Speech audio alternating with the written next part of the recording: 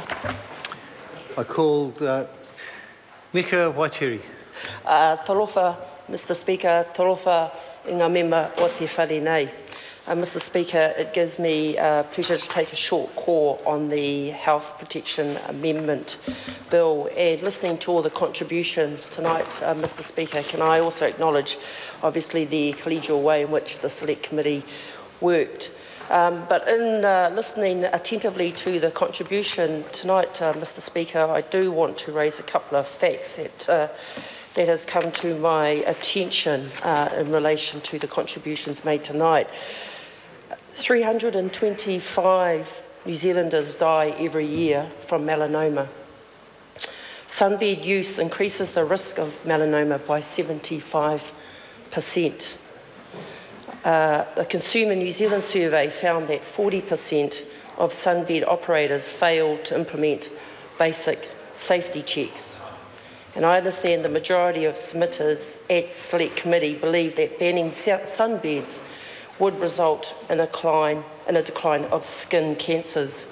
Mr Speaker, if I take us back, Labor supports this bill. It is great to see that the government is finally acting on the work started by our colleague, the Honourable Annette King. The amendments in this bill are from the Public Health Bill introduced by Annette King some 7 years ago regarding infectious disease.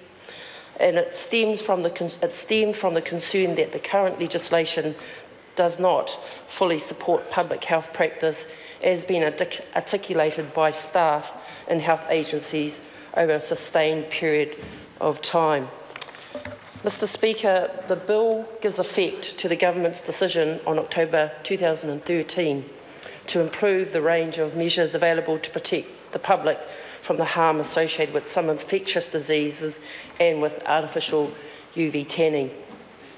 The aim of the bill is to increase the range of infectious diseases that are notifiable to medical officers of health without identifying information of patient or deceased persons.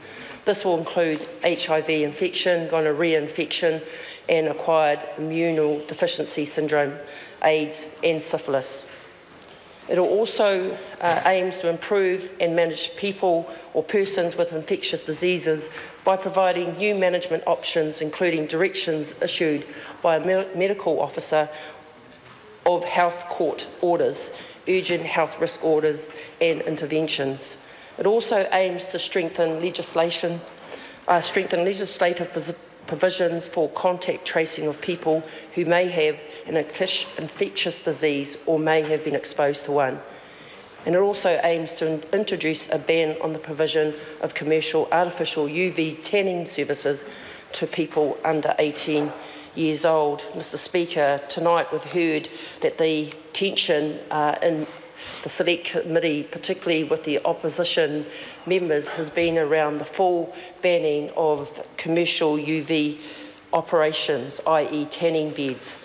And of course Labor will be introducing an SOP for the consideration of the House when we come to Select Committee around why we propose a full and outright ban.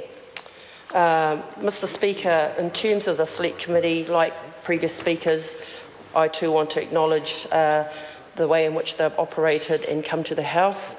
I understand that 71 submissions were received and 22 submissions were heard through the Select Committee. I wasn't a member on that committee, but do acknowledge the way in which people have conducted themselves.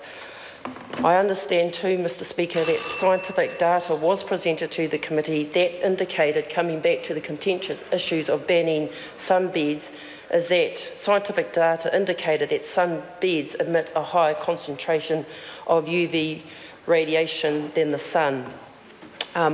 Personally, I can't say that I've experienced sunbeds.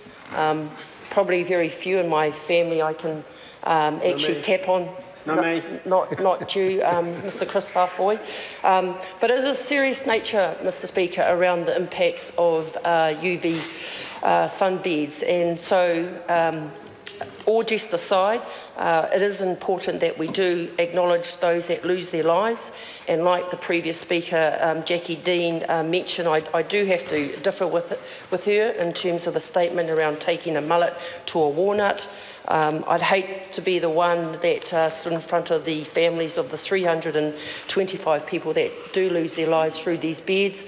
Mr. Speaker, I look forward to it coming back to the House to debate in committee stage. Labor therefore supports it, and we look forward to the support of the House in terms of our SOPs. Thank you very much.